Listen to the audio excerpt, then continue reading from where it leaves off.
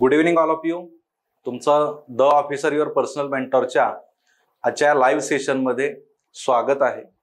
विद्यार्थी मित्रांनो, आजचा आपला जो विषय आहे या आजच्या सेशनचा तो म्हणजेच तयारी राज्यशास्त्र विषयाची. राज्यशास्त्र म्हणजेच एकंदरीत पॉलिटिकल सायन्स आपण त्याला जनरली म्हणतो, पण मुख्य परीक्षेच्या दृष्टिकोनाने आपण जर विचार केला तर त्याला आपण कॉन्स्टिट्यूशन प्लस पॉलिटिकल सिस्टीम अशा पद्धतीने त्याचं टायटल जे आहे तर ते घेतलं पाहिजे. एकंदरीत राज्यशास्त्र विषयाचं महत्त्व जर आपण लक्षात घेतलं तर आपल्याला पूर्व परीक्षा, मुख्य परीक्षेतील सामान्य अध्ययन पेपर 2, एस्से, इथिक्स या पेपर बरोबरच जर काही विद्यार्थ्यांनी जर पॉलिटिकल सायन्स हा ऑप्शनल घेतला तर त्या ऑप्शनल मध्ये सुद्धा अशा मुख्य परीक्षेच्या 4 वेगवेगळ्या सेक्शन मध्ये हा विषय खूप युजफुल आहे. त्याचबरोबर मुलाखतीला देखील राज्यशास्त्र विषय त्याच्यावरती कमांड असणं हे फार गरजेचं आहे. आणि एकंदरीत तुमच्या पुढच्या आयुष्यामध्ये प्रशासकीय कारकिर्दीमध्ये कॉन्स्टिट्यूशनल अप्रोच, कॉन्स्टिट्यूशनल व्हॅल्यूज ज्या आहेत त्या तुमच्या पुढच्या म्हणजे प्रशासकीय करिअर असो किंवा कोणतंही करिअर असो या करिअरच्या दृष्टिकोनातून खूप महत्त्वाच्या आहेत. आणि त्याच दृष्टिकोनातून राज्यशास्त्र हा विषय केवळ अभ्यासाच्या दृष्टिकोनातून महत्त्वाचा नाही तर दैनंदिन जीवनातल्या प्रत्येक टप्प्यावरती या विषयाचं महत्त्व आपल्याला लक्षात घेता येतं.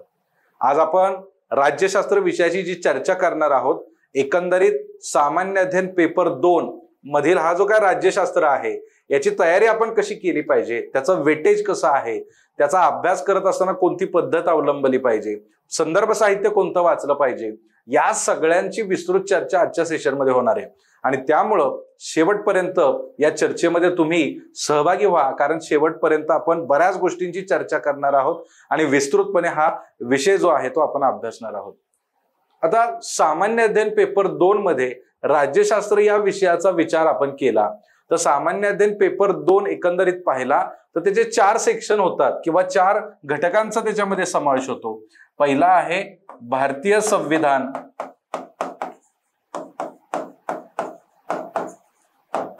प्लस राज्यव्यवस्था.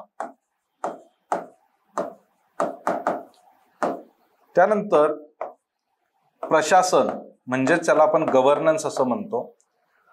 तिसरा सेक्शन आहे सामाजिक न्याय किंवा सोशल जस्टिस. आणि चौथा सेक्शन जो आहे तो आहे आंतरराष्ट्रीय संबंध.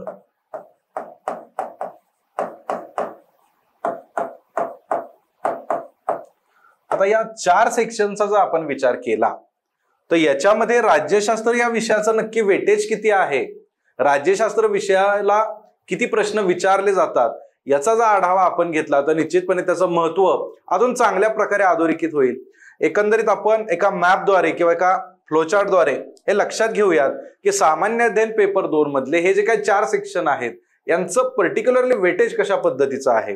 याच्यामध्ये आपण जर विचार केला तर संविधान आणि राज्यव्यवस्था, कॉन्स्टिट्यूशन अँड पॉलिटिकल सिस्टीम हे जवळपास 125 गुणांसाठी म्हणजेच 250 गुणांचा जर पेपर असेल, आपला पेपर सामान्य अध्ययनाचे पेपर हे 250 गुणांचे आहेत, तर याच्यामधलं 50% वेटेज हे एकट्या संविधान आणि राज्यव्यवस्था म्हणजेच आपल्या राज्यशास्त्र या विषयाला 50% वेटेज आहे. साधारणपणे 125 गुणांसाठी या सेक्शनवरती, या घटकावरती प्रश्न विचारले जातात. मग उर्वरित जे सेक्शन आहेत ज्यामध्ये सामाजिक न्यायाचा विचार केला तर त्यामध्ये 40 ते 60 गुणांसाठी याच्यावरती प्रश्न विचारले जातात. प्रशासन म्हणजे गव्हर्नन्स साधारण 25 ते 30 गुणांसाठी प्रश्न विचारले जातात. आणि पुन्हा आहे आंतरराष्ट्रीय संबंध, याच्यावरती 50 गुणांसाठी प्रश्न विचारले जातात.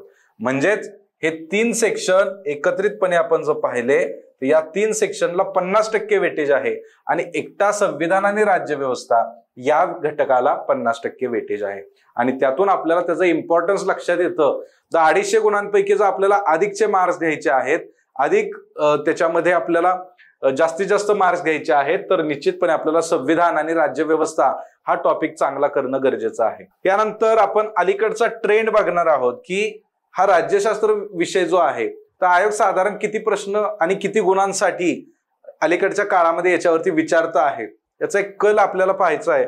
साधारण 2018 ते 2023 या दरम्यानचा कालखंड जर आपण पाहिला, गेल्या 6 वर्षाचा विचार आपण केला तर आपल्याला असं लक्षात येतं की 2018ला याच्यावरती 10 प्रश्न 115 गुणांसाठी, 19ला 9 प्रश्न ते 125 गुणांसाठी, पुन्हा 2020ला 10 प्रश्न 115 गुणांसाठी, 2021चा विचार केला तर पुन्हा 10 प्रश्न 115 गुणांसाठी, 2022ला 12 प्रश्न 115 गुणांसाठी आणि 2023ला पुन्हा 10 प्रश्न 125 गुणांसाठी विचारले गेले.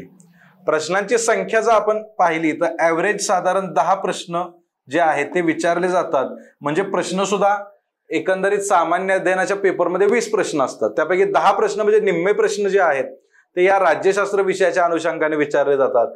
आणि ऍव्हरेज जर याचं आपण पकडलं तर साधारण 120 ते 125 गुणांसाठी जे आहे तर ते याचं वेटेज आपल्याला इथं असलेलं दिसून येतं. म्हणजे अलीकडचा कल जर पाहिला तर 10 ते 12 प्रश्नांपर्यंत आयोग याच्यापर्यंत जात आहे आणि निश्चितपणे 50% वेटेज जे काय आपण म्हणतो आहोत तर ते 50% वेटेज याच बेसिसवरती असल्याचं आपल्याला दिसून येतं. आता हा अलीकडचा कल झाला ज्याच्या आधारे आपल्याला या विषयाचं महत्व समजून घेता येतं. आता नक्की हा विषय कसा आहे हे आपल्याला पाहायचं आहे, या विषयाबद्दल जाणून घ्यायचं आहे. नक्की भारतीय संविधान आणि राज्यव्यवस्था आपण म्हणतो आहोत, मात्र या भारतीय संविधान आणि राज्यव्यवस्थेमध्ये कशा कशाचा समावेश होतो हे जर आपल्याला समजून घ्यायचं असेल तर निश्चितपणे आपल्याला सामान्य अध्ययन पेपर 2 मधला दिलेला जो काय अभ्यासक्रम आहे त्या अभ्यासक्रमाचे घटक पाहावे लागतील. त्या अभ्यासक्रमाचे घटक आपल्याला सांगतील की सामान्य अध्ययन पेपर 2 मध्ये राज्यशास्त्राचा अभ्यास करायचा म्हणजे नक्की कोणकोणत्या घटकांचा अभ्यास करायचा. आता अभ्यासक्रमामध्ये आपल्याला पाहता येईल की सुरुवातीलाच एक टॉपिक दिलेला आहे भारतीय संविधान, आणि मग भारतीय संविधानाचा अभ्यास करायचा तर त्यामध्ये त्याची ऐतिहासिक पार्श्वभूमी, भारतीय संविधानाची ऐतिहासिक पार्श्वभूमी म्हणजे काय तर ब्रिटिशांनी एक सिस्टीम एस्टॅब्लिश केली. 1773 पासून रेग्युलेशन चालू झालं, तिथून पुढे वेगवेगळे रिफॉर्म्स आणत वेगवेगळे कायदे केले. मग त्यामध्ये चार्टर्ड ऍक्ट असतील, गव्हर्नमेंट ऑफ इंडिया ऍक्ट असतील, अशा वेगवेगळ्या ऍक्टच्या माध्यमातून इथली जी काय सिस्टीम होती पॉलिटिकल सिस्टीम तर ती सिस्टीम ते डेव्हलप करत गेले. साधारण 1935चा कायदा या दृष्टिकोनातून महत्वपूर्ण आहे. आणि त्यानंतर आपलं भारतीय संविधान जे आपण 1950 पासून लागू केलं तर या संविधानाच्या पूर्वीची ही जी काय ऐतिहासिक पार्श्वभूमी आहे, याचबरोबर संविधान सभेची मागणी असेल, संविधान निर्मितीची प्रक्रिया असेल, या सगळ्यांचा विचार आपल्याला या ऐतिहासिक पार्श्वभूमीमध्ये करावा लागतो. याचबरोबर संविधानाची उत्क्रांती, संविधान कशा पद्धतीने उत्क्रांत होत गेलं याचा अभ्यास करायचा आहे. संविधानाची महत्वपूर्ण वैशिष्ट्ये, संविधानाच्या वैशिष्ट्यांमध्ये विस्तृत आणि लिखित संविधान, त्याचबरोबर त्याच्यामध्ये वेगवेगळ्या प्रोव्हिजन्स आहेत, त्याच्यामध्ये अमेंडमेंट आहे, एमर्जन्सी आहे, त्याचबरोबर वेगवेगळ्या राज्यांच्या, त्याचबरोबर जे काही कॉन्स्टिट्युशनल नॉन कॉन्स्टिट्युशनल बॉडी, या सगळ्यांच्या विस्तृत अशा तरतुदी दिलेल्या आहेत. आणि संविधानाची महत्वाची काही वैशिष्ट्ये आहेत, हे लिखित संविधान आहे, अशा वेगवेगळ्या संविधानाच्या वैशिष्ट्यांचा अभ्यास आपल्याला करायचा आहे.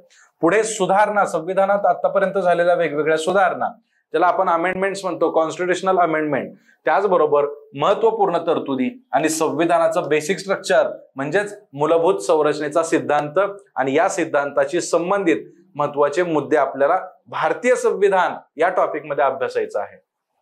त्यानंतर पुढे राज्यव्यवस्थेशी संबंधित टॉपिक आहे ज्याच्यामध्ये संघ व राज्य यांची कार्य, जबाबदाऱ्या, त्याचबरोबर संघ राज्य रचनेशी संबंधित प्रश्न व आव्हाने आणि स्थानिक पातळीवर अधिकार आणि वित्त व्यवस्था यांचे प्रदान आणि त्यातील आव्हाने. पुढचा टॉपिक आहे विविध अंगांमधील अधिकारांची विभागणी, विवाद निवारण यंत्रणा संस्था. म्हणजे शासनाचे जे काही वेगवेगळे भाग आहे, कायदे मंडळ आहे, कार्यकारी मंडळ, न्याय मंडळ, हे शासनाचे 3 भाग असतात.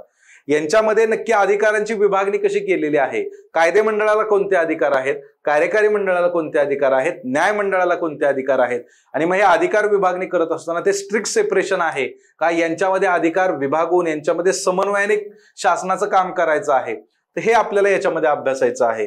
त्याचबरोबर विवाद निवारण यंत्रणा ज्या आहेत, एक कोर्ट आहे आणि कोर्टाच्या विपरीत जे काही वेगवेगळ्या पद्धतीच्या ज्या काही यंत्रणा आहेत जे डिस्प्यूट रिड्रेसलशी रिलेटेड आहे, मग त्याच्यामध्ये आपल्याला नदी पाणी वाटपाच्या संदर्भातले जे काही लवाद वगैरे असतात तर ते लवादांचा समावेश जो आहे तो याच्यामध्ये होत असतो.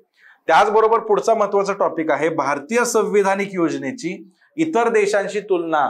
म्हणजे भारताचं जे काय संविधान आहे आणि याच्यामधले जे काय महत्वाचे फीचर्स आहेत यांची तुलना इतर देशांच्या संविधानातल्या त्या फीचर सोबत करण्याशी संबंधित हा टॉपिक आहे. मग कॅनडाचं संविधान असेल, फ्रान्सचं संविधान असेल, US संविधान असेल, या संविधानांच्या बरोबर याची तुलना जी आहे आपल्या भारतीय संविधानाची, आणि त्याचा अभ्यास आपल्याला या टॉपिकमध्ये करावा लागतो. पुढचं आहे संसद व राज्य विधानमंडळे. मग जे काय केंद्रीय संसद आहे आपली, लोकसभा आणि राज्यसभा हे मिळून संसद बनते, आणि राज्य विधानमंडळ, मग यांची संरचना कशी आहे, त्यांचं कार्यप्रणाली कशी आहे, कामकाज कशा पद्धतीने चालवलं जातं. आजच बघा संविधान जे काय आपली संसद आहे, भारतीय संसद म्हणजेच लोकसभेचं जे आहे ते अधिवेशन सुरू झालेलं आहे आजपासून, आणि नवनिर्वाचित खासदारांचा शपथविधी देखील आज झालेला आहे. मग याच्यामध्ये प्रोटेम स्पीकरची निवड केली गेली, खासदारांना त्यांच्या मार्फत शपथ दिली गेली. ही नक्की प्रक्रिया काय आहे संसदेची, आणि वेगवेगळी प्रक्रिया आपल्याला पुढच्या 5 वर्षामध्ये देखील वेगवेगळी विधेयकं मंजूर करणं, वेगवेगळ्या गोष्टींवरच्या चर्चा आणि निर्णय प्रक्रिया ज्या आहेत त्यांचा देखील आढावा आपल्याला या 5 वर्षात घेता येईल. म्हणजे एकंदरीत याचा अभ्यास आपल्याला या प्रोसेसमध्ये करायचा आहे. त्याचबरोबर त्यांचे अधिकार, विशेषाधिकार आणि त्याच्यापासून उद्भवणारे विविध प्रश्न यांचा अभ्यास आपल्याला या राज्यशास्त्र या सेक्शनमध्ये करायचा आहे. पुढे अभ्यासक्रमाचे घटक पाहिले तर कार्यपालिका म्हणजेच कायदेमंडळ, न्यायमंडळ यांची रचना, त्यांचं संघटन आणि कार्य, सरकारची मंत्रालय व विभाग, दबाव गट आणि औपचारिक अनौपचारिक संघ आणि त्यांची राज्य व्यवस्थेमधली भूमिका, याचा अभ्यास आपल्याला करायचा आहे. पुढे आहे स्थानिक स्वराज्य संस्था. मग स्थानिक स्वराज्य संस्थांचे 2 प्रकार आपल्याला मुख्यतः दिसून येतात. एक असतात शहरी स्थानिक स्वराज्य संस्था आणि दुसऱ्या असतात ग्रामीण स्थानिक स्वराज्य संस्था. मग ग्रामीणचा विचार केला तर ग्रामपंचायत, पंचायत समिती, जिल्हा परिषद. शहरीचा विचार केला तर नगर परिषद, नगरपंचायत, महानगरपालिका अशा स्वरूपाच्या वेगवेगळ्या स्थानिक स्वराज्य संस्था आणि त्यांच्याशी संबंधित जे काही मुद्दे आहेत त्याचा अभ्यास आपल्याला या सेक्शनमध्ये करायचा आहे. पुढे आहे लोकप्रतिनिधित्व अधिनियम आणि या अधिनियमाची ठळक वैशिष्ट्ये, विविध संविधानिक पदांच्या नियुक्त्या, विविध संविधानिक मंडळाचे अधिकार, कार्य आणि जबाबदाऱ्या, याच बरोबर वैधानिक, नियामक व विविध अर्धन्यायिक मंडळे जे आहेत यांचा म्हणजे कॉन्स्टिट्युशनल, नॉन कॉन्स्टिट्युशनल बॉडीज आपण म्हणतो, तर त्यांचा अभ्यास आपल्याला याच्यामध्ये करायचा आहे. पुढे आहे विविध क्षेत्रांमधील विकासासाठी. आता एकंदरीत हा आपला एक जो अभ्यासक्रम आपण पाहिला, हा अभ्यासक्रम आपल्याला आयोगाने दिलेला आहे राज्यशास्त्राशी रिलेटेड. आता पुढचा अभ्यासक्रम जो आपण पाहिला तर त्यामध्ये सामाजिक न्याय, त्याचबरोबर इतर ज्या काही IR आहे ज्याच्यामध्ये प्रशासन आहे, त्याचबरोबर आपलं इंटरनॅशनल रिलेशन आहे, यांचा देखील अभ्यासक्रम आपल्याला आयोगाने दिलेला आहे. पण एकंदरीत आपण राज्यशास्त्र विषयाची तयारी किंवा त्या अनुषंगाने चर्चा करतो आहोत, तर निश्चितपणे आपण राज्यशास्त्र विषयाचा अभ्यासक्रमावरतीच फोकस करूया. आता राज्यशास्त्र विषयाचा अभ्यासक्रम आपण पाहिला तर आता आपल्याला या अभ्यासक्रम नुसार पाहून चालणार नाहीये, तर आपल्याला मागच्या काही वर्षातलं पेपरचं अनालिसिस केलं तर ह्या अभ्यासक्रमाचे जे घटक दिलेले आहेत याच्यातले कोणते घटक अतिशय महत्वाचे आहेत, कोणत्या घटकांवरती अधिक भर द्यायचा आहे आणि कोणते घटक हे लेस इम्पॉर्टंट आहेत हे आपल्याला कळणं गरजेचं आहे. आणि त्यासाठी आपल्याला काय करावं लागतं, PYQचं अनालिसिस करावं लागतं. आणि या PYQचं अनालिसिस केलं तर आपल्याला काय मिळतं, टॉपिक वाईज वेटेज. अभ्यासक्रमातले जे काही घटक आहेत या घटकांचं मूल्य नक्की किती आहे, त्याच्यावरती सलगपणे प्रश्न विचारले जात आहेत की कधीतरी प्रश्न विचारला गेला होता, हे आपल्याला टॉपिक वाईज वेटेजच्या माध्यमातून लक्ष देतं. चला तर मग या अभ्यासक्रमातले जे काही घटक आपण पाहिलेले आहेत त्याचंच टॉपिक वाईज वेटेज आपण पाहणार आहोत. गेल्या काही वर्षांमधला ट्रेंड नक्की कसा आहे प्रश्न विचारण्याचा. याच्यामध्ये इकडची बाजू थोडीशी तुम्हाला व्हिजिबल नसेल तर मी ती वाचून दाखवतो. इकडे आपण घटक दिलेले आहेत आणि त्याच्यावरती किती गुणांसाठी साधारण प्रश्न विचारले गेले 2017 ते 2023 या कालखंडामध्ये, याचा आढावा आपण या माध्यमातून घेणार आहोत. पहिला टॉपिक आहे जो आपण पाहिला, भारतीय संविधानाची ऐतिहासिक पार्श्वभूमी, उत्क्रांती, वैशिष्ट्ये, त्यातल्या सुधारणा, महत्वपूर्ण तरतुदी आणि मूलभूत संरचना. याच बरोबर भारतीय संविधानिक योजनेची इतर देशांशी तुलना, म्हणजे संविधान हा सेक्शन जर आपण पाहिला, कॉन्स्टिट्यूशन बेसिक जे आहे कॉन्स्टिट्यूशनचं, तर या बेसिक वरती 2017 ते 2023 पर्यंत सलगपणे प्रश्न विचारलेले दिसून येतात, ज्यामध्ये 17ला 15 गुण, 18ला 25, 19ला 25, 10, 25, 22ला 35 आणि 23ला पुन्हा 40 गुणांसाठी जे आहे ते प्रश्न या टॉपिक वरती विचारले गेलेले आहेत. म्हणजेच आपल्या दृष्टीने हा टॉपिक जो आहे तो व्हेरी IMP टॉपिक आहे. का आहे व्हेरी IMP? कारण याच्यावरती दरवर्षी सलगपणे प्रश्न विचारले जातात. तर निश्चितपणे हा टॉपिक आपण चांगलाच केला पाहिजे, कारण हा टॉपिक आपल्याला शाश्वत मार्क देणार आहे. दुसरा टॉपिक पाहूयात. दुसरा टॉपिक मध्ये काय आहे? कार्यपालिका, सरकारची मंत्रालय आणि विभाग. मग याच्यामध्ये आपण जर पाहिलं तर 2017 ते 2020 याच्यावरती प्रश्न नाहीयेत. पुन्हा 2021 ला 25 गुणांसाठी प्रश्न आहे आणि 22-23 ला पुन्हा प्रश्न नाहीयेत. म्हणजे हा टॉपिक जर आपण पाहिला तर ज्याच्यावरती एकदाच प्रश्न विचारला गेलाय, तर हा आपल्या दृष्टिकोनातून काय येतो? लेस IMP. म्हणजे हा टॉपिक लेस IMP आहे म्हणून स्किप करायचा नाहीये, वाचून घ्यायचा आहे. किंवा करंट मध्ये खूप त्याची चर्चा व्हायला लागली तर आपल्याला त्याच्यावर फोकस करावा लागेल. पण जसा हा व्हेरी IMP आहे, ज्याच्यावरती आपल्याला खूप भर द्यायचा आहे, तितका भर मात्र याच्यावर आपल्याला द्यायचा नाहीये. त्यानंतर दुसरा टॉपिक आहे संसद, राज्य विधानमंडळे, लोकप्रतिनिधित्व अधिनियमाची ठळक वैशिष्ट्ये. म्हणजे जे काय विधिमंडळ आणि संसद आणि त्याच्या कामकाजाशी रिलेटेड जे काही मुद्दे आहेत यांचा विचार केला तर 2017 ला 40, 18 ला 20, 19 ला 30, 35, 15, 35, 25. आता हा टॉपिक सुद्धा पुन्हा आपल्यासाठी व्हेरी IMP आहे, कारण सलगपणे प्रश्न याच्यावरती विचारले गेले आहेत. पुढचा टॉपिक आहे विविध अंगांमधील अधिकारांची विभागणी तसेच न्यायपालिका. म्हणजे जे काही कायदेमंडळ, कार्यकारी मंडळ, न्यायपालिका यांच्याशी संबंधित मुद्दे आहेत. याच्यावरती 10 प्रश्न, 10 गुणांसाठी प्रश्न, 15 गुण, 20, 15, 10, 10, 20. म्हणजे 10, 15 ते 20 याच कॅटेगरीमध्ये याच्यावरती प्रश्न विचारले गेले आहेत. पण दरवर्षी प्रश्न 17 पासून 23 पर्यंत आहे. तर निश्चितपणे आपल्याला हा सेक्शन सुद्धा चांगला करायचा आहे. पुढचा सेक्शन पाहूयात.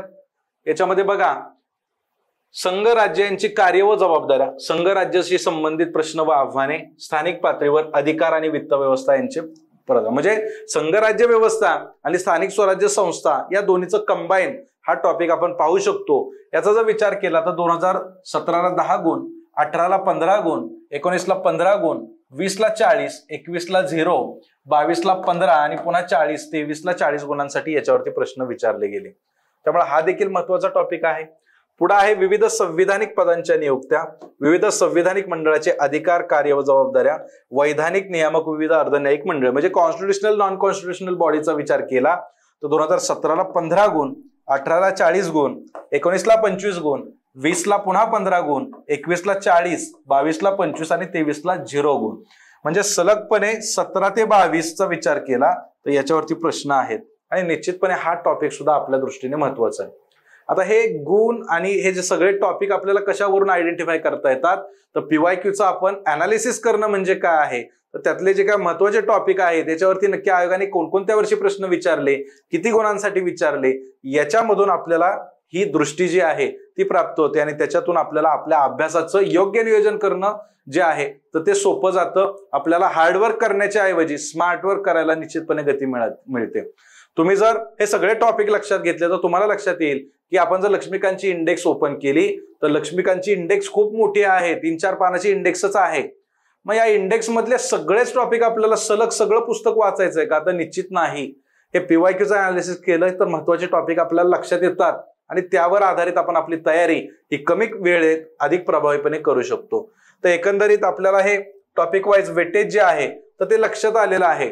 निश्चितपणे अभ्यासक्रम आपण पाहिलाय, आपल्या राज्यशास्त्र विषयाचं वेटेज पाहिलं आणि पुढे जाऊन अभ्यासक्रमातल्या घटकांचं घटकनिहाय किंवा टॉपिक वाईज वेटेज जे आहे तर ते पाहिलं आणि त्यातून आपल्याला लक्षात आलं की कोणत्या टॉपिकवरती खूप चांगल्या पद्धतीने प्रश्न विचारले जातात. आता हा झाला याचा अभ्यासक्रम समजून झाला, विषय समजून झाला आणि विषयाचं परीक्षेच्या अनुरूप आपल्याला आकलन देखील चांगल्या पद्धतीने आलेलं आहे, कारण आपण वेटेज देखील समजून घेतलंय. पण आता या विषयाची तयारी नक्की कशी करायची, या विषयाचा अभ्यास नक्की कसा करायचा, हा एक महत्वाचा मुद्दा आहे. तो आपल्याला पाहायचा आहे की राज्यशास्त्र विषयाचा अभ्यास तुम्ही नक्की कसा कराल.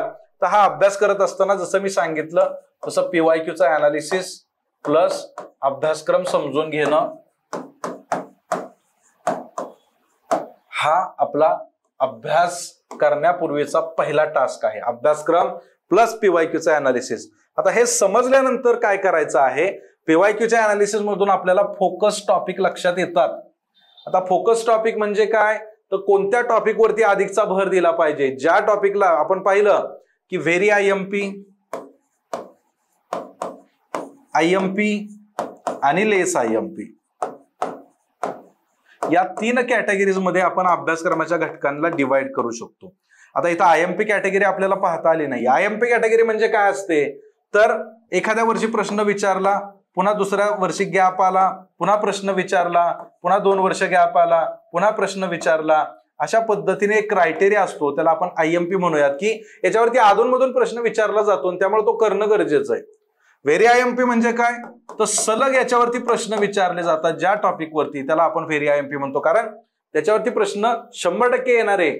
पुढच्या वर्षी, मागच्या काही 4-5 वर्षामध्ये सलग विचारलेत, पुढच्या वर्षी सुद्धा त्याच्यावरती विचारला जाऊ शकतो, त्याला आपण व्हेरी आयएमपी म्हणतो. आणि लेस आयएमपी म्हणजे काय? तर गेल्या 5-6 वर्षामध्ये कधीतरी एकदाच किंवा गेल्या 10 वर्षामध्ये कधीतरी एकदाच ज्याच्यावरती प्रश्न विचारला गेलाय किंवा ज्याच्यावरती प्रश्नच विचारला गेला नाही आजपर्यंत, अशा टॉपिकला आपण लेस आयएमपी कॅटेगरीमध्ये टाकू शकतो. आता ही कॅटेगरी केल्यामुळे काय होतं? तर आपल्याला लक्षात येतं की कुठल्या घटकावरती आपल्याला जास्त एफर्ट्स द्यायचे आहेत, कारण आपल्याला मार्क्स मिळवायचे आहेत.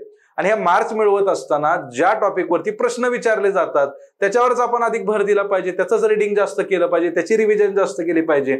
जर आपण लेस आयएमपी टॉपिकला सुद्धा तेवढंच वेटेज किंवा तेवढाच वेळ द्यायला लागलो तर याच्यावरती अन्याय होऊ शकतो. इकडं देता येणारा जो काय एक्स्ट्राचा वेळ आहे तो कमी होऊ शकतो आणि निश्चितपणे आपले गुण कमी होऊ शकतात. म्हणून इथं आपल्याला वेळ कमी करायचा आहे आणि इथला वाचलेला वेळ आयएमपी आणि व्हेरी आयएमपी कडे फोकस करायचा आहे. आता व्हेरी आयएमपी आणि आयएमपी कॅटेगरी एक थोडक्यात उदाहरणाद्वारे तुम्हाला समजावून सांगतो. एकदा आपण हे पाहिलेलंच आहे चार्ट, पण काही टॉपिक असे आहेत की ज्याच्यावरती गेल्या 4-5 वर्षामध्ये सलग प्रश्न विचारले गेले आहेत किंवा ज्याच्यावरती अधूनमधून प्रश्न विचारले गेले आहेत, त्यांचा एक आपल्याला आढावा घ्यायचा आहे. त्याच्यामध्ये फंडामेंटल राईटचा जर आपण विचार केला तर फंडामेंटल राईट हा आपल्या दृष्टीने आयएमपी टॉपिक आहे. कसा आयएमपी टॉपिक आहे? तर बघा, मी जसं समजावून सांगितलं मगाशी, आयएमपी मध्ये एखाद्या वर्षी विचारला जातो किंवा सलग 2 वर्ष विचारला जातो आणि मध्ये मध्ये गॅप्स असतात. तर 2017ला राईट टू प्रायव्हसी वरती प्रश्न विचारला गेला. पुन्हा 2017 ते 22 ब्लँक होतं. 22ला पुन्हा right of movement and residence याच्यावरती प्रश्न विचारला गेला आणि 23ला right to life and personal liberty याच्यावरती प्रश्न विचारला गेला. म्हणजेच याच्यावरती प्रश्न विचारण्याचा आयोगाचा कल आहे, तर निश्चितपणे हा आपल्या आयएमपी कॅटेगरीमध्ये येतो आहे आणि त्यामुळं या विषयाचा अभ्यास आपल्याला चांगला करावा लागेल. पुढचा टॉपिक आहे comparison of Indian constitution to that of other countries. हा टॉपिक जर तुम्ही पाहिला तर गेल्या 5 वर्षात सलग याच्यावरती प्रश्न विचारले जातात. गेल्या 5 वर्षात सलगपणे कंपॅरिझन वरती प्रश्न आहेत, ज्याच्यामध्ये युएसए आणि इंडियाचं कंपॅरिझन 21ला विचारला गेला, इंडिया फ्रान्स वरती 22ला आणि ब्रिटिश आणि इंडिया हा 23ला याच्यावरती प्रश्न विचारला गेला. म्हणजेच हा आपल्या दृष्टीने व्हेरी आयएमपी टॉपिक आहे. आपल्याला याच्यावरती अधिकचा फोकस करावा लागेल. पुढे आहे पार्लमेंटरी कमिटीज. हा देखील आपल्या दृष्टिकोनातून आयएमपी टॉपिक आहे, कारण एस्टिमेट कमिटीवरती 18ला प्रश्न विचारला गेला, स्टँडिंग कमिटीवरती 21ला आणि फायनान्शियल कमिटीवरती 23ला प्रश्न विचारला गेला. एकंदरीत अभ्यासाची सुरुवात करत असताना आपल्याला हे टॉपिक आयडेंटिफाय करावे लागतील आणि त्यानुसार आपल्याला प्राधान्यक्रम ठरवावा लागेल की कोणत्या टॉपिकवरती आपण अधिक भर द्यायचा आणि कोणत्या टॉपिकवरती कमी थोडंसं लक्ष देऊ शकतो. म्हणजे त्याला दुर्लक्ष करायचं नाहीये, अभ्यासक्रमाचा घटक येतो तो वाचायचाच आहे, पण तिथलं लक्ष थोडंसं कमी करू शकतो आणि ज्याच्यावरती सलग प्रश्न आहेत अशा घटकांवरती अधिक फोकस करू शकतो. त्याला फोकस टॉपिक असंच मी टायटल दिलेलं आहे. आणि या पद्धतीला किंवा ही जी काय अभ्यासाची पद्धत आहे याला म्हटलं जातं स्मार्ट वर्क. आणि जे स्मार्ट वर्क करतात ते कमी वेळात चांगले रिझल्ट दाखवतात. हा इतिहास आहे किंवा हाच ट्रेंड आहे. तुम्ही टॉपर्सला विचारा, ते सांगतील अभ्यासक्रमाचा आवाका खूप मोठा आहे.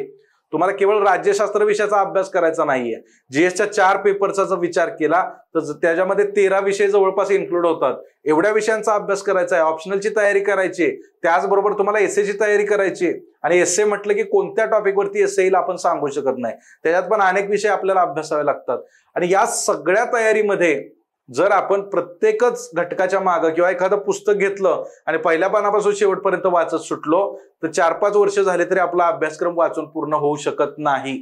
आणि ते वाचल्यानंतर आपल्याला यश कितपत मिळेल हेही सांगू शकत नाही. अशा वर्क किंवा अशा अभ्यासाच्या पद्धतीला डॉंकी वर्क असं म्हटलं जातं. गाढव काम जे आहे ते अशाच पद्धतीने केलं जातं की पुस्तकं घेणं आणि पहिल्या पानापासून शेवटपर्यंत वाचणं. आपल्याला डॉंकी वर्क करायचं नाहीये, आपल्याला स्मार्ट वर्क करायचंय आणि स्मार्ट वर्कच्या माध्यमातून कमी वेळेत आपल्याला प्रभावी अभ्यास करायचा आहे. जे महत्वाचे घटक आहेत त्याला अधिकचा वेळ द्यायचा आहे. यासाठीचं हे फोकस टॉपिक आपल्याला आयडेंटिफाय सुरुवातीला करायचे. फोकस टॉपिक एकदा लक्षात आले की आपल्याला काय करायचं आहे, रेफरन्स बुक चूज करायचे आहेत. आता हे रेफरन्स बुक चूज करत असताना काय करायचं आहे, तर ठराविक स्पेसिफिक रेफरन्स बुक जे आहेत, स्टँडर्ड सोर्सेस आपण म्हणूयात, तर ते चूज करायचे आहेत. हे चूज करत असताना सुरुवातीला आपण काय केलं पाहिजे, तर सुरुवातीला आपल्याला बेसिक पुस्तकं वाचायची आहेत. बेसिक पुस्तकं का वाचायची आहेत, तर बेसिक पुस्तकामधून आपल्या अभ्यासक्रमाचे जे काही घटक आहेत त्या घटकांच्या संकल्पना, त्याच्याशी रिलेटेड रिअल लाईफ मधली उदाहरणं, त्याच्याशी रिलेटेड फॅक्ट्स ह्या आपल्याला खूप चांगल्या पद्धतीने समजावून सांगितलेल्या असतात. ही बेसिक पुस्तकं म्हणजे स्टेट बोर्डाची 8वी ते 12वीची, एनसीईआरटीची ते 6वी ते 12वीची जी काय पुस्तकं आहेत, याच्यामधून आपल्याला ही कन्सेप्ट जे काय आहेत महत्वाच्या त्या चांगल्या पद्धतीने समजून येतात. आता याचा जर विचार केला आपण तर 8वीचं पुस्तक, 9वीचं पुस्तक याच्यामध्ये तो सिलेबस अशा पद्धतीने डिझाईन केलेला असतो की 8वी आणि 9वीच्या मुलाला जे आहे तर त्यातल्या संकल्पना चांगल्या पद्धतीने समजावून सांगण्याचा प्रयत्न त्या पुस्तकामधून केलेला असतो. आणि आपण तर मोठे आहोत, आपण हा टप्पा पार करून पुढे आलेलो आहोत, ग्रॅज्युएट झालेलो आहोत किंवा ग्रॅज्युएशन करतो आहोत, तर आपल्याला आकलन चांगलं आहे. आणि ज्यावेळेस इतक्या चांगल्या पद्धतीने आपल्याला ह्या संकल्पना समजावून सांगितल्या जातात त्यावेळेस निश्चितपणे आपल्याला त्या व्यवस्थित समजतात. आपण सुद्धा 8वी 9वी हे टप्पे पार करतच पुढे आलो आहोत, पण आपण त्यावेळेस काय विचार केलेला आहे की त्यावेळेस फक्त परीक्षेत उत्तर लिहायचं याच दृष्टीने आपण ते टॉपिक वाचलेले आहेत, ते समजून घेण्याचा प्रयत्न कधी केलेला नाहीये. चंद्रग्रहण असेल, लाटांची निर्मिती असेल किंवा आपल्या आजूबाजूला घडणाऱ्या ज्या काही घटना आहेत, पृथ्वीचं परिवलन आणि परिभ्रमण, त्याचबरोबर ऋतूंची निर्मिती असेल, ग्रहणे असतील, या सगळ्या गोष्टी आपण काय केल्या, फक्त वाचून घेतल्या आणि आलेले प्रश्न फक्त सोडवण्याचा एका वाक्यात थोडक्यात उत्तरे, कारणे द्या एवढंच लिहायचा आपण प्रयत्न केला. रात्री झाडाखाली का झोपू नये, कारणे द्या एवढंच आपण फक्त लिहायचा प्रयत्न केला. आणि मग ते आपण समजून कधी घेतलं नाही. आता मात्र ती समजून घेण्याची वेळ आली, कारण या परीक्षेमध्ये जे काही प्रश्न विचारले जातात ते प्रश्न डायरेक्टली पुस्तकावर आधारित विचारले जात नाही, तर तुमच्या विचारांना चालना देणारे प्रश्न असतात, तुम्हाला विचार करायला प्रवृत्त करणारे प्रश्न असतात. आणि त्यामुळं जर ती संकल्पना तुम्हाला समजली नाही तर निश्चितपणे तुम्हाला पुढच्या कोणत्याही गोष्टी समजणार नाहीत. यासाठी विद्यार्थी मित्रांनो आपल्याला काय करायचंय, तर एनसीईआरटीच्या पुस्तकांमध्ये 11वीचं पॉलिटिकल थिअरी, त्याचबरोबर 11वीचं इंडियन कॉन्स्टिट्यूशन ऍक्ट वर्क ही 2 पुस्तकं, त्याचबरोबर 12वीचं politics in India since independence आणि पुन्हा 12वीचं कंटेम्पररी वर्ल्ड पॉलिटिक्स, ही 4 पुस्तकं मस्ट रीड आहेत पॉलिटीसाठी. आता ज्यांचं ग्रॅज्युएशन झालेलं आहे, जे 2025चा अटेम्प्ट करणार आहेत, देणार आहेत, त्यांनी ऍटलिस्ट ही 4 पुस्तकं वाचावीत. पण जे ग्रॅज्युएशन करतायत, ज्यांना 2026चा अटेम्प्ट द्यायचा आहे, अशा विद्यार्थ्यांनी मात्र 6वी ते 12वीची पुस्तकं वाचायची आहेत. ती त्यांना निश्चितपणे बेनिफिट देतील. आता ज्यांच्याकडे कमी वेळ आहे त्यांनी ऍटलिस्ट एवढी तरी वाचावीत, कारण सगळं वाचत बसलं तर त्यांना तेवढं कव्हर होणार नाही, कारण वेगवेगळ्या विषयांचे बेसिक आपल्याला वाचायचे. पण ज्यांच्याकडे वेळ आहे त्यांनी मात्र 6वी ते 12वीची पुस्तकं वाचा. निश्चितपणे तुम्हाला तुमच्या इंटरव्ह्यू मध्ये, एस्से मध्ये, इथिक्स मध्ये, तुमच्या GS2 मध्ये आणि एकंदरीत इतर विषयांचा अभ्यास करत असताना किंवा इतर विषयांची उत्तरं लिहिताना सुद्धा याचा बेस म्हणून पॉलिटीची पुस्तकं खूप चांगल्या पद्धतीने मदत करतील. त्यामुळे ही पुस्तकं निश्चितपणे तुम्ही वाचाच. यानंतर ही एनसीईआरटीची पुस्तकं मी सांगितलेली आहेत, पण याच बरोबर स्टेट बोर्डची जी काय पुस्तकं आहेत, महाराष्ट्र शासनाची जी काय पाठ्यपुस्तकं आहेत, ही 8वी ते 12वीची पुस्तकं जर तुम्ही उघडून पाहिलीत, आज जरी हे लेक्चर संपल्यानंतर बघा, आता जो काय आपण अभ्यासक्रम डिस्कस केला, या अभ्यासक्रमाचे जे काय टॉपिक आहेत त्याचं बेसिक खूप चांगल्या पद्धतीने त्यामध्ये दिलंय. त्यामध्ये पॉलिटी दिलं आहे, कॉन्स्टिट्यूशन दिलेलं आहे, प्रशासनाचे टॉपिक आहेत, त्यामध्ये सामाजिक न्यायाचे टॉपिक आहेत, आंतरराष्ट्रीय संबंधाची जी काय पार्श्वभूमी आहे, जागतिक युद्धे, जागतिकीकरणानंतर बदललेली परिस्थिती, शीत युद्ध, नॉन अलाइन मुवमेंट, नामची परिषद आणि त्याची भूमिका, या सगळ्या गोष्टी त्याच्यामध्ये खूप चांगल्या पद्धतीने दिलेल्या आहेत. प्रशासनाचा विचार केला तर नोकरशाही, ई प्रशासन, दुसऱ्या प्रशासकीय आयोगाच्या शिफारशी, या सगळ्या गोष्टी खूप चांगल्या पद्धतीने या पुस्तकामध्ये दिलेल्या आहेत. आणि निश्चितपणे जे मराठी माध्यमाचे विद्यार्थी आहेत त्यांनी सुरुवातीला स्टेट बोर्डाची पुस्तकं वाचा, त्यानंतर NCERT वाचा, त्याचा खूप फायदा तुम्हाला चांगल्या पद्धतीने होऊ शकतो. आता राज्यशास्त्राची तयारी करत असताना ही पुस्तकं करणं मस्ट आहे, गरजेचंच आहे. यानंतर आपल्याला जायचं आहे मुख्य संदर्भ साहित्याकडे. आता ही तर काही संदर्भ साहित्याची पुस्तकं मी सांगितलेली आहेत.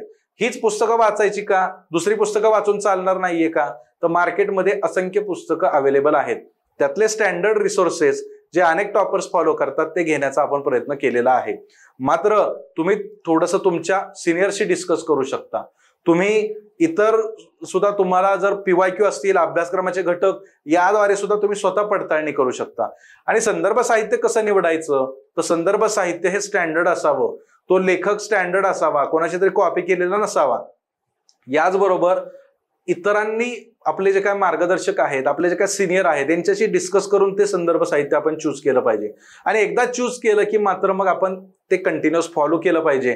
त्याच्यावरती आपल्या स्वतःला विश्वास पाहिजे. अशा पद्धतीचं जे संदर्भ साहित्य असावं. नाहीतर आपण अर्ध पुस्तक वाचतो आणि मग लायब्ररी मधला आपला मित्र येऊन सांगतो, अरे याच्यापेक्षा त्या क्लासच्या नोट्स चांगल्या आहेत, याच्यापेक्षा आणखी एक पुस्तक चांगलं आहे. मग आपण ते अर्ध पुस्तक तसंच साईडला ठेवतो, पुन्हा ती नोट्स किंवा नवीन पुस्तक आणतो आणि पुन्हा पहिल्यापासून वाचायला चालू करतो. मग पहिला अर्धा गेलेला वेळ तसंच वाया जातो. पुन्हा याच्यामध्ये अर्धा वेळ घालवलेला असतो आणि अर्ध्यात गेला आपल्याला कळतं हे पुस्तक तेवढं युजफुल नाहीये. मग आपण तिसऱ्या पुस्तकाच्या शोधात जातो आणि पुन्हा आपण वेळ वाया घालवतो. त्यामुळं संदर्भ साहित्य चूज करत असताना थोडा वेळ गेला तरी चालेल, पण एकदा चूज केले, एकदा निवडले की त्याच्यावरती आपला ट्रस्ट असला पाहिजे. 100% विश्वास ठेवा आणि ती पुस्तकं फॉलो करा. इथं मी बुकलिस्ट दिलेले आहे. सगळ्यात महत्वाचं आपलं बेसिक पुस्तक आहे इंडियन पॉलिटी, M. लक्ष्मीकांत यांचं, जे कॉन्स्टिट्यूशन आणि राज्यव्यवस्थेच्या दृष्टिकोनातून अतिशय महत्वाचं आहे. यानंतर व्हॅल्यू ॲडिशनसाठी भारतीय राज्यघटनेची ओळख, D.D. बसू यांचं. त्याचबरोबर आपली संसद, सुभाष कश्यप यांचं. आता तुम्ही म्हणाल ही सगळीच पुस्तकं सांगितलेली आहेत, मग सगळीच वाचायची का?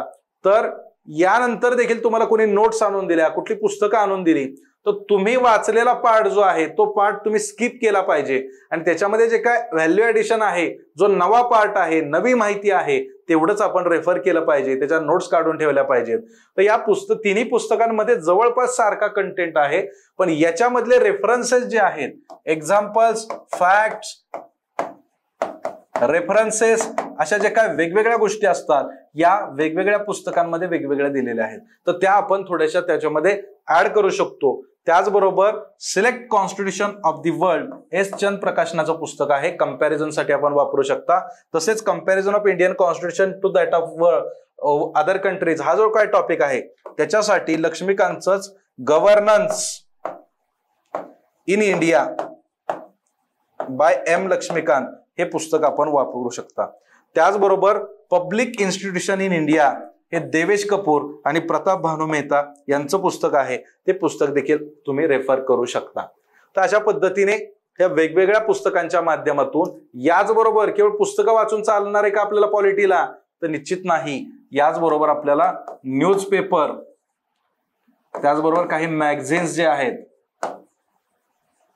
ते देखील आपल्याला फॉलो करावे लागतील. योजना, कुरुक्षेत्र सारखे मॅगझिन्स, न्यूजपेपरचे आर्टिकल आपल्याला फॉलो करावे लागतील. कारण आपला जो विषय आहे हा विषय करंटशी रिलेटेड आहे. या विषयावरती करंटचा खूप प्रभाव असतो. प्रश्न विचारण्यामध्ये सुद्धा आयोग करंटचा रेफरन्स घेतं. याचबरोबर आपल्याला उत्तर लिहित असताना त्या करंटचा आधार घ्यावा लागतो. मग करंट मधले सुप्रीम कोर्टचे जजमेंट्स असतील, सुप्रीम कोर्टाची मतं असतील, वेगवेगळ्या अमेंडमेंट्स असतील, त्याचबरोबर याच्यावरती काही चर्चा होत असते एखाद्या इश्यूवरती, तर हिस्टॉरिकल रेफरन्सेस किंवा मागच्या काही वर्षातल्या झालेल्या अमेंडमेंट्स, मागच्या काही वर्षात वेगवेगळ्या सुप्रीम कोर्टाच्या न्यायाधीशांनी दिलेले निकाल, निवाडे यांचा रेफरन्स देखील आपल्याला त्या आर्टिकलमध्ये सापडत असतो. त्याचा वापर आपण करू शकतो आणि निश्चितपणे आपली तयारी ही अधिक चांगल्या पद्धतीने आपण करू शकतो. आता हे वाचन, रीडिंग, याच्या संदर्भात आपण संदर्भ साहित्य सांगितलं. मग आता तुम्ही रीडिंग केल्यानंतर पुढचा टप्पा आहे नोट मेकिंग. नोट्स कशा काढाव्या, किती असाव्यात, अशा असंख्य प्रश्न मुलांचे येत असतात. या नोट्स कशा असाव्यात हो? तर नोट्स कशा असाव्यात तर या स्पेसिफिक असाव्यात, कमी शब्दात असाव्यात, एखाद्या टॉपिकच्या 10% एवढ्याच त्या नोट्स असाव्यात. म्हणजे आता तुम्हाला सांगतो, एक संकल्पना आहे न्यायिक सक्रियता.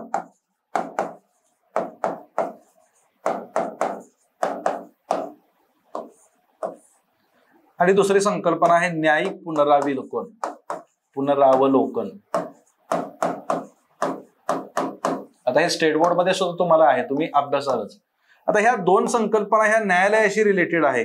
म्हणजे न्यायिक सक्रियतेमध्ये न्यायालय काय करतं, तर आपले जे काही ट्रॅडिशनल काम आहेत, जे काय आपल्याकडे केसेस आलेले आहेत सुनावणीद्वारे, तर त्यांची सुनावणी करणं, पुरावे जे आहेत ते पाहणं आणि त्याच्या आधारे निर्णय घेणं, हे झालं पारंपरिक काम. पण या कामाच्या पलीकडे जाऊन ज्यावेळेस न्यायालय ऍक्टिव्हली भूमिका घेतं आणि समाजामधले जे काही महत्वाचे इश्यूज आहेत त्याच्या संदर्भात भूमिका घेतं आणि शासनाला काही निर्देश देतं, त्याला आपण न्यायिक सक्रियता म्हणतो. मग न्यायिक सक्रियतेची काही उदाहरणं आपल्याला सांगता येतील. पर्यावरणाशी रिलेटेड काही मुद्द्यांवरती न्यायालयाने दिलेले जजमेंट्स असतील, मणिपूरचा हिंसाचार आणि त्याच्यावरती जे काही सरकारला खडेबोल सुनावले असतील, नीटच्या संदर्भात आत्ताचा इश्यू आहे त्याच्यावरती काही जजमेंट दिला असेल, तर हे न्यायिक सक्रियतेची वेगळी जे काही प्रकरणं आहेत किंवा वेगळे मुद्दे आहेत. मग न्यायिक सक्रियता तुम्हाला समजलेली आहे, पुस्तकामध्ये 2 पानामध्ये समजा ही नोट दिलेली असेल, पण न्यायिक सक्रियता ऑलरेडी तुम्हाला समजलेली आहे, तर तुम्ही नोट्समध्ये फक्त न्यायिक सक्रियता लिहू शकता आणि न्यायालयाची पारंपरिक ऐवजी वेगळी किंवा ऍक्टिव्हली घेतलेली भूमिका आणि उदाहरणांचा रेफरन्स तिथं नोट्समध्ये लिहू शकता, म्हणजे अधिक कमी शब्दामध्ये. कारण न्यायिक सक्रियता काय आहे तुम्ही वाचलंय, तुम्हाला समजलंय, पुन्हा तेच सगळं गिरवत बसण्याची गरज नाही. न्यायिक पुनरावलोकन काय, तर कायदे जे काय आहे ते संविधानाशी सुसंगत आहे की नाही हे पाहण्याचा न्यायिक पुनर्विलोकनाचा अधिकार म्हणजे न्यायालयाचा अधिकार म्हणजेच न्यायिक पुनर्विलोकन. मग ते कायदे घटनेशी विसंगत असतील तर ते रद्द पण करू शकतं. ही संकल्पना तुम्हाला समजल्यानंतर ती पुन्हा लिहायची गरज आहे का, नाही. मग असे कोणते कायदे आहेत का जे न्यायालयाने रद्द ठरवले, त्याची उदाहरणं फक्त याच्या हेडिंगच्या खाली लिहू शकता आणि त्या माध्यमातून तुम्ही तुमच्या नोट्स चांगल्या करू शकता. मग हे नोट्स मधलं प्रेझेंटेशन जे आहे फ्लोचार्टचा वापर करू शकता. थोडक्यात आपण या सगळ्या गोष्टी ज्या आहेत त्या लिहू शकता आणि त्या माध्यमातून या नोट्स काढल्याच पाहिजेत. या नोट्स का काढाव्यात, तर आता आपण इंडियन पॉलिटी वाचायला घेतलं, 4-5 टॉपिक वाचतो, पुढे जातो, मग मागच्या टॉपिकची रिव्हिजन नाही केली तर पुस्तक संपता पहिले टॉपिक आपल्याला आठवत नाहीत. बऱ्याचदा असं होतं, एक विषय संपला की दुसरा विषय आपण वाचायला घेतो, दुसरा झाला की तिसरा वाचायला घेतो, पण एक विषय संपून आपल्याला जर 2-2.5 महिने झाले तर पहिल्या विषयातलं काहीच आठवत नाही. पण जर आपल्या नोट्स असतील तर आपण त्या वारंवार रिवाइज करू शकतो आणि ते चांगल्या पद्धतीने आपल्या लक्षात राहतं. त्यामुळे या नोट्स ज्या आहेत त्यांचा रोल एक महत्वाचा आहे. त्यानंतर मग जसं मी सांगितलं आता तसंच वारंवार रिव्हिजन झाली पाहिजे. 8 दिवसाला, 15 दिवस आणि 1 महिना अशा पद्धतीने आपण रिव्हिजनचे काही टप्पे आहेत त्या टप्प्यांवरती ही रिव्हिजन जी आहे ती करू शकतो. यानंतर आन्सर रायटिंग प्रॅक्टिस हा एक महत्वाचा टास्क आहे. याच्याविषयी मी अनेकदा तुमच्याशी बोलतो, कारण आन्सर रायटिंग प्रॅक्टिसचा जर विचार केला तर राज्यशास्त्र हा आपल्याला 250 गुणांसाठी आहे, एकंदरीत मेन्सचा विचार केला तर 1750 गुणांसाठी आहे.